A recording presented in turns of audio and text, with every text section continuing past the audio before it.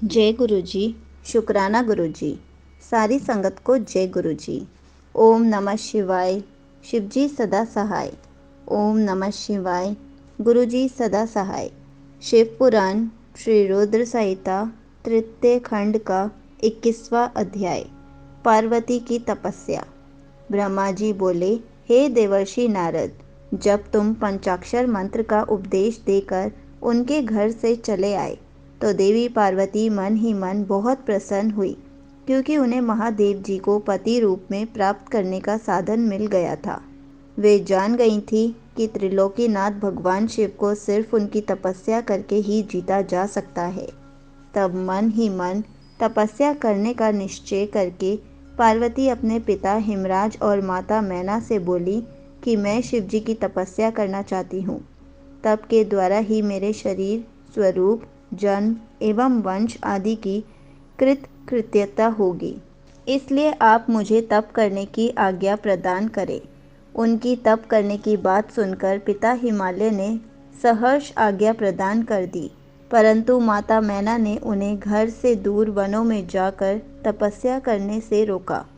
पार्वती को रोकते हुए मैना के मुंह से ऊ माँ शब्द निकले। तभी से उनका नाम उमा हो गया। पार्वती के हठ के सामने मैना कुछ ना कर सकी। तब खुशी से उन्होंने पार्वती को तपस्या करने की आज्ञा प्रदान कर दी। तत्पश्चात माता पिता की आज्ञा पाकर देवी पार्वती खुशी से मन में शिवजी का स्मरण करते हुए अपनी सखियों को साथ लेकर तपस्या करने के लिए चली गई।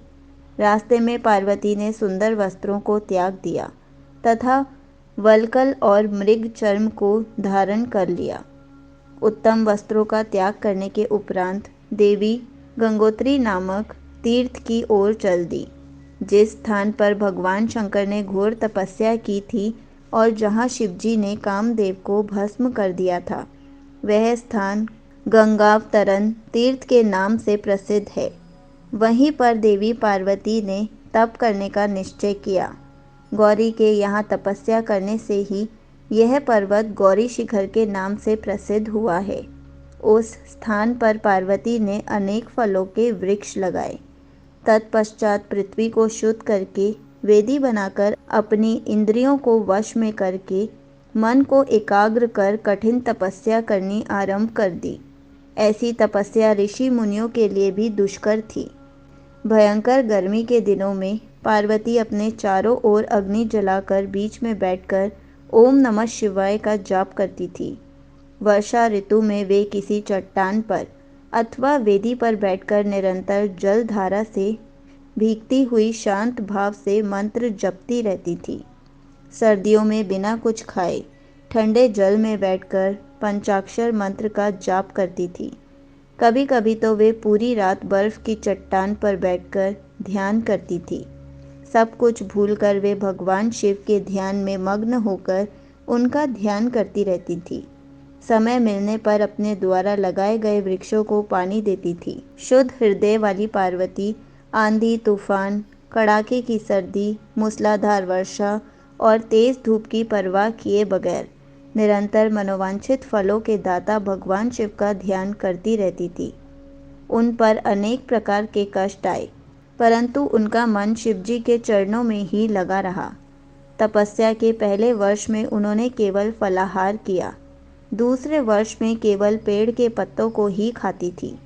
इस प्रकार तपस्या करते करते अनेकानेक वर्ष बीतते गए। देवी पार्वती ने सब कुछ खाना पीना छोड़ दिया था। अब वे केवल निराहार रहकर ही शिवजी की आराधना करती थी। तब भोजन हेतु पर्ण का भी त्याग कर देने के कारण देवताओं ने उन्हें अपर्णा नाम दिया। तत्पश्चात देवी पार्वती एक पैर पर खड़ी होकर ओम नमः शिवाय का जाप करने लगी। उनके शरीर पर वत्कल वस्त्र थे तथा मस्तक पर जटाएं थी। इस प्रकार उस तपोवन में भगवान शिव की तपस्या करते करते 3000 वर्ष बीत गए। 3000 वर्ष बीत जाने पर देवी पार्वती को चिंता सताने लगी। वे सोचने लगीं कि क्या इस समय महादेव जी यह नहीं जानते कि मैं उनके लिए ही तपस्या कर रही हूँ? फिर क्या कारण है कि वे मेरे पास अभी तक नहीं आए? वेदों की महिमा तो यही कहती है कि भगवान शंकर सर्वज्ञ, सर्वात्मा, सब कुछ जानने वाले, सभी ऐश्वर्यों को प्रदान करने वाले, सबके मन की बातों को सुनने वाले, मनोवांछित वस्तु प्रदान करने वाले तथा समस्त दुखों को दूर करने वाले हैं। तब क्यों वे अपनी कृपा दृष्टि से मुझ दीन को कृतार्थ नहीं करते? मैंने अपनी सभी इच्छाओं और कामनाओं को त्याग कर अपना ध्यान भगवान शिव में लगाया है। भगवान, यदि मैंने पंचाक्षर मंत्र का भक्तिपूर्वक जाप किया हो तो महादेव जी आप मुझ पर प्रसन्न हो। इस प्रकार हर समय पार्वती शिव जी के चरणों के ध्यान में ही मग्न रहती थी। जगदम्बा माँ का साक्षात अवतार देवी पार्वती की वह तपस्या परम आश्चर्यजनक थी। उनकी तपस्या सभी को मुग्ध कर देने वाली थी। उनके तप की महिमा के फलस्वरूप प्राणी और जानवर उनके ध्यान में बाधा नहीं बनते थे। उनकी तपस्या के परिणाम स्वरूप वहाँ का वातावरण बड़ा मनोरम हो गया था। वृक्ष सदा फलों से लदे रहते थे। विभिन्न प्रकार के सुंदर सुगंधित फूल हर समय वहाँ खिले रहते थे। वह स्थान कैलाश पर्वत की सी शोभा पा रहा था तथा पार्वती की तपस्या की सिद्धि का साकार रूप बन गया था। संगत जी, यहीं पर शिव पुराण श्री रुद्र संहिता तृतीय खंड का 21वां अध्याय समाप्त होता है। जय गुरु जी। शुक्राना गुरु जी।